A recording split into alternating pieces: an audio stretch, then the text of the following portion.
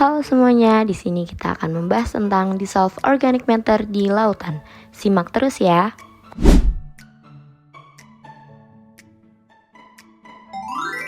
Dissolved organic matter atau bahan organik terlarut merupakan kumpulan bahan organik yang berasal dari penguraian tanaman, bakteri, hingga alga.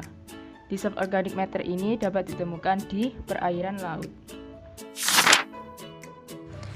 Adapun peran penting dari dissolved organic matter atau DOM, di mana memiliki peran penting dalam ekosistem laut terutama sebagai sumber nutrisi bagi mikroorganisme yang kemudian mendukung rantai makanan di laut. Adapun perannya yang pertama sebagai sumber energi untuk mikroorganisme, di mana DOM dimanfaatkan sebagai makanan bagi mikroorganisme khususnya bakteri heterotrofik. Dan mikroorganisme ini akan memecah DOM menjadi zat-zat yang lebih sederhana yang kemudian menjadi bagian dari rantai makanan yang lebih luas. Lalu yang kedua, peran dalam siklus karbon laut, di mana DOM yang dihasilkan oleh fitoplankton ataupun organisme laut lainnya akan dipecah oleh bakteri dan mikroba, sehingga menghasilkan karbon dioksida yang akan kembali ke atmosfer atau disimpan di dalam laut dalam. Lalu yang ketiga, mengatur keseimbangan kimia air laut, di mana DOM mempengaruhi kimia air laut dengan memediasi reaksi kimia tertentu termaksud proses-proses redoks. Dan ini berperan dalam mempertahankan pH laut dan keseimbangan kimiawi lain yang mendukung kehidupan laut.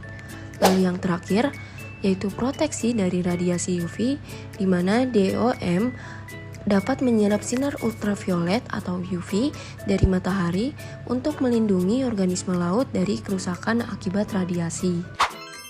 Terdapat beberapa faktor yang mempengaruhi distribusi DOM. Faktor pertama yaitu faktor fisika.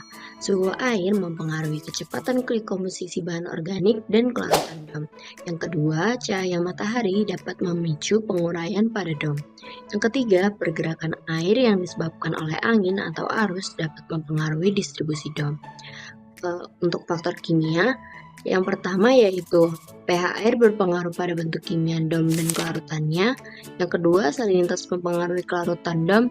Dan yang ketiga, oksigen terlarut berperan pada proses oksidasi dan mineralisasi bahan organik.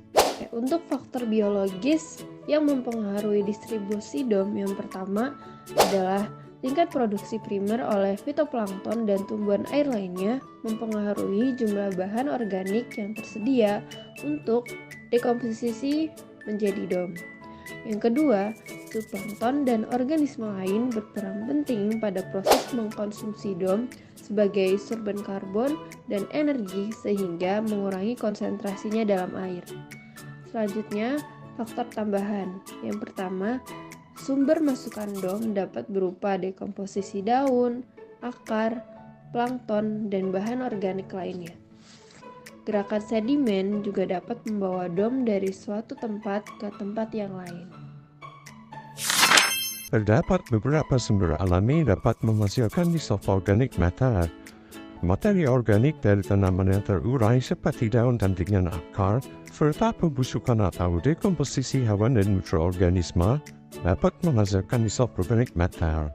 Sungai dan danau, di mana air dapat mengangkut zat organik dari tanah dan tumbuhan ke sungai, danau, dan airnya ke laut.